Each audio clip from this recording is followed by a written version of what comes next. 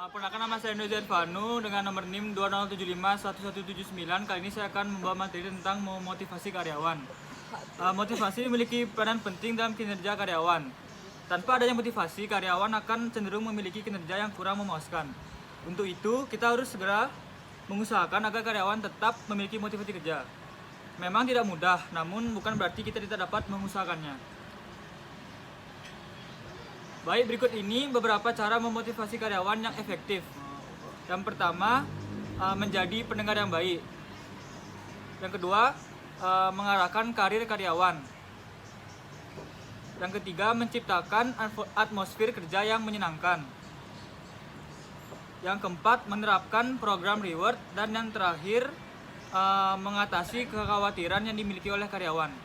Baik, materi selanjutnya akan dibawakan oleh kawan saya. Terima kasih. Saya Mutiara akan melanjutkan presentasi mengenai pengertian dari motivasi itu sendiri. Jadi motivasi adalah proses yang menjelaskan intensitas, arah, dan ketekunan seorang individu untuk mencapai tujuannya. Motivasi dapat ditimbulkan dan tumbuh berkembang melalui dirinya sendiri atau intrinsik, di mana berarti keinginan dari diri sendiri untuk bertindak tanpa adanya rangsangan dari luar. Dan yang kedua ada dari lingkungan atau ekstrinsik, yang berarti motivasi yang datang dari luar individu dan tidak dapat dikendalikan. Selanjutnya ada faktor yang mempengaruhi motivasi, yaitu yang pertama faktor intern atau internal. Ini faktor yang berasal dari dalam diri individu. Contohnya ada pembawaan individu, tingkat pendidikan, pengalaman masa lampau, keinginan, atau harapan di masa depan. Yang kedua ada faktor ekstern atau eksternal, di mana faktor ini yang berasal dari luar diri individu. Contohnya ada lingkungan kerja, pemimpin dan kepemimpinannya, tuntutan, perkembangan organisasi atau tugas, dan dorongan atau bimbingan atasan. Materi selanjutnya yaitu mengenai teori tentang motivasi. Yang pertama yaitu teori hierarki kebutuhan Maslow. Teori motivasi yang paling terkenal mungkinlah teori hierarki kebutuhan Abraham Maslow pada tahun 1943 sebenarnya 1970. Maslow adalah seorang psikolog yang menyatakan bahwa dalam setiap orang terdapat sebuah hierarki dari 5 kebutuhan. Yang pertama yaitu kebutuhan fisiologis, yang kedua yaitu kebutuhan keamanan, yang ketiga yaitu kebutuhan sosial, yang keempat kebutuhan penghargaan, dan yang kelima yaitu kebutuhan aktualisasi diri atau self-actualization needs.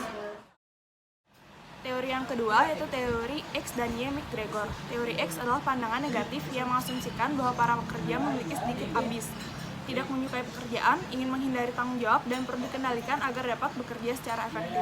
Kemudian yang kedua yaitu teori Y adalah pandangan positif yang mengasumsikan bahwa karyawan menikmati pekerjaan, mencari dan menerima tanggung jawab, dan berlatih mengarahkan diri.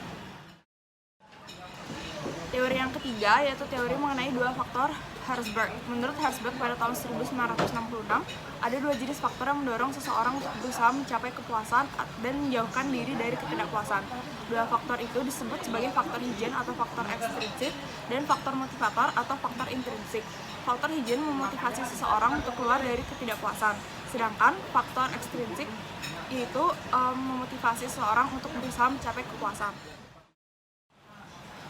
Kemudian teori yang terakhir yaitu teori 3 kebutuhan McClellan.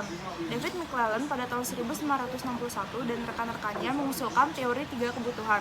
Ia mengatakan bahwa terdapat 3 kebutuhan yang diperoleh atau bukan bawaan yang merupakan motivator utama dalam pekerjaan.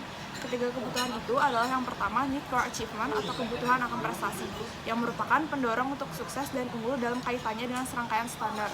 Yang kedua need for affiliation atau kebutuhan akan hubungan sosial atau hampir sama dengan social need Maslow, yang merupakan keinginan atas hubungan antar pribadi yang akrab dan dekat. Dan yang terakhir yaitu need for power atau kebutuhan akan kekuasaan, yang merupakan kebutuhan untuk membuat orang lain berperilaku dengan cara di mana mereka tidak akan bersikap sebaliknya. Sekian presentasi dari saya akan dilanjutkan oleh teman saya. Terima kasih. Perkenalkan, nama saya Gusti Putu Agung Mas Wiantara dengan nomor NIM 20075186 dan nomor absen 19. Saya akan melanjutkan materi tentang teori kontemporer tentang motivasi. Teori-teori yang kita lihat pada bagian ini merupakan penjelasan terkini tentang motivasi karyawan. Meskipun teori-teori ini mungkin tidak begitu dikenal seperti teori-teori lain yang baru saja kita bicarakan, teori-teori ini didukung oleh penelitian. Pendekatan motivasi untuk kontemporer ini adalah teori penetapan tujuan, teori penguatan, teori desain pekerjaan, teori keadilan, dan teori harapan. Yang pertama yaitu teori penetapan tujuan. Di divisi penelitian Wyatt Pharmaceutical, para ilmuwan diberikan kuota produk baru yang menantang dalam upaya memancing lebih banyak efisiensi dalam proses inovasi. Dan bonus mereka pun ditentukan oleh pencapaian tujuan tersebut. Sebelum sebuah tugas besar atau presentasi proyek kelas, pernahkah seorang guru mendorong Anda untuk lakukan yang terbaik? Apakah arti dari pernyataan yang tidak jelas lakukan yang terbaik itu? Apakah penampilan Anda pada sebuah proyek kelas pernah lebih tinggi sehingga guru itu mengatakan bahwa Anda memerlukan nilai 93% agar Anda tetap mendapatkan nilai A? Yang kedua, yaitu teori penguatan. Teori penguatan atau dalam kurung reinforcement theory menyebutkan bahwa perilaku adalah fungsi dan konsekuensinya. Konsekuensi yang segera mengikuti perilaku dan meningkatkan probabilitas di mana perilaku akan diulang disebut penguat atau reinforcers. Teori penguatan mengabaikan faktor-faktor seperti tujuan, ekspektasi, dan kebutuhan. Sebaliknya, teori ini hanya berfokus pada apa yang terjadi pada seseorang ketika ia melakukan sesuatu. 3. Yaitu teori penerapan tujuan.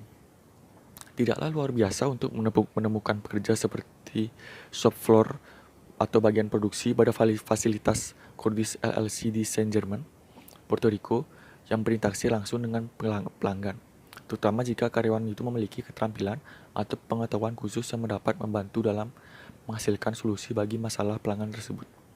Salah satu eksekutif perusahaan ini mengatakan, orang-orang dari bagian penjualan kami sering mendorong cara ini dalam situasi tertentu karena mereka tidak selalu memiliki semua jawabannya.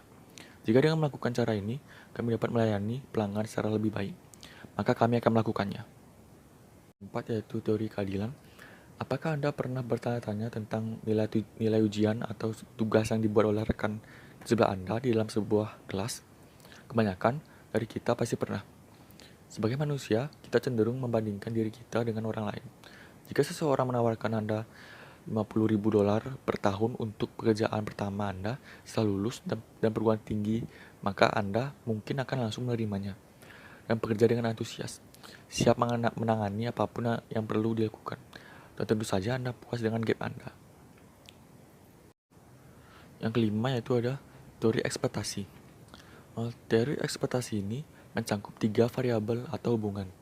Yang pertama yaitu ekspektasi atau tautan usaha kinerja adalah probabilitas yang dirasakan oleh individu hanya bahwa mengerahkan sejumlah usaha akan menghasilkan tingkatan kinerja tertentu.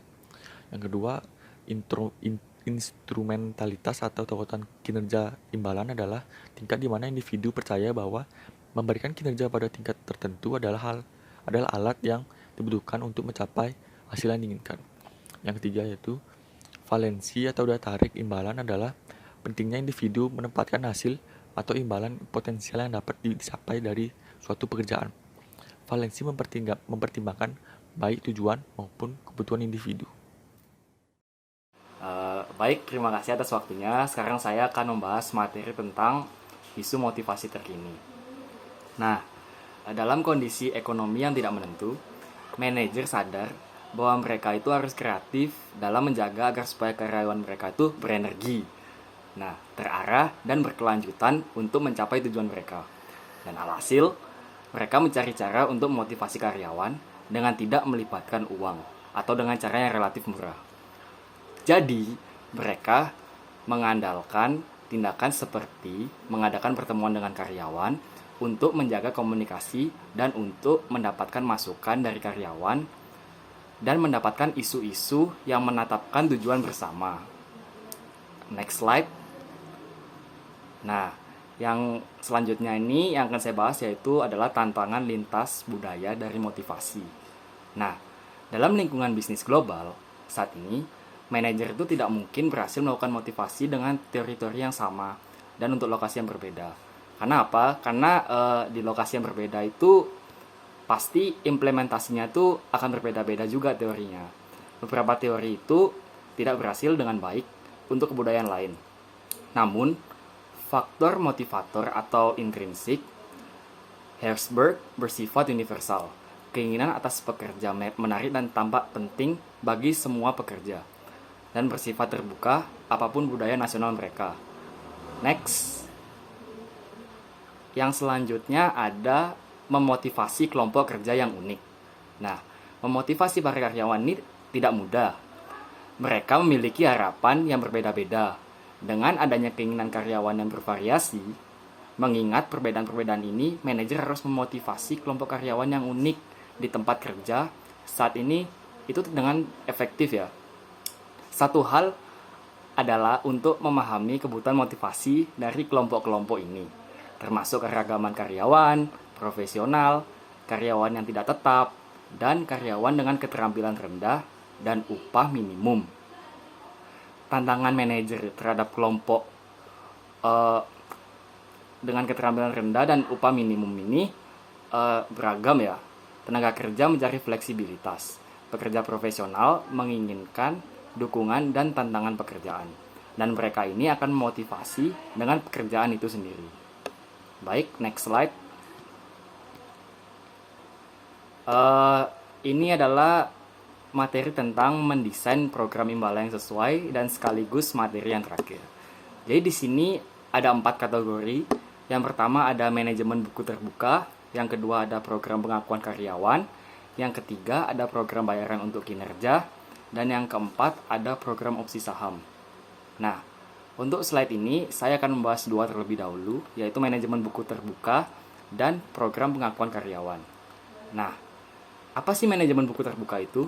Jadi manajemen buku terbuka ini banyak sekali diterapkan dalam organisasi. Tujuannya yaitu membuat para karyawan berpikir seperti pemilik dengan melihat dampak dari keputusan mereka terhadap hasil keuangan.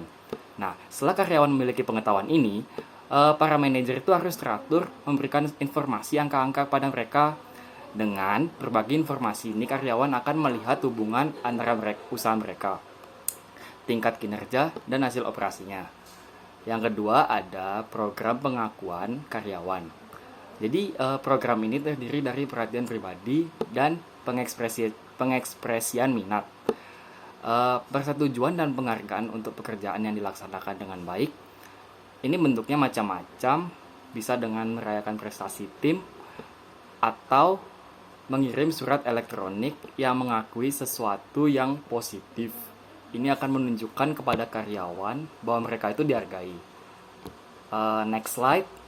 Nah, ini ada program bayaran untuk kinerja dan program opsi saham. Jadi, program bayaran untuk kinerja itu adalah rencana kompensasi variabel yang membayar karyawan berdasarkan beberapa ukuran kinerja, rancangan pembayaran berdasarkan jumlah produk, rencana intensif upah, pembagian laba, dan bonus lump sum adalah contohnya.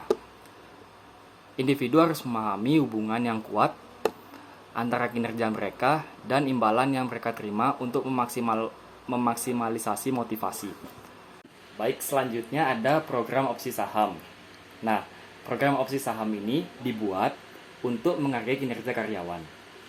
Jadi, opsi saham ini memberikan instrumen keuangan yang memberikan karyawan hak untuk membeli saham pada harga yang ditetapkan, dengan asumsi memberi intensif yang kuat untuk bekerja keras bagi kesuksesan perusahaan. Nah, jika perusahaan sukses, maka nilai saham akan naik, sehingga opsi saham akan menjadi berharga. Jadi, opsi saham yang dirancang tepat dapat menjadi alat bantu motivasi yang kuat bagi karyawan, tapi dengan imbalan yang sesuai dengan kinerja. Baik, demikian materi yang bisa kelompok kami sampaikan. Jika ada salah kata atau kekurangan, kami mohon maaf. Dan kami ucapkan terima kasih. Om Santi Santi Santi Om.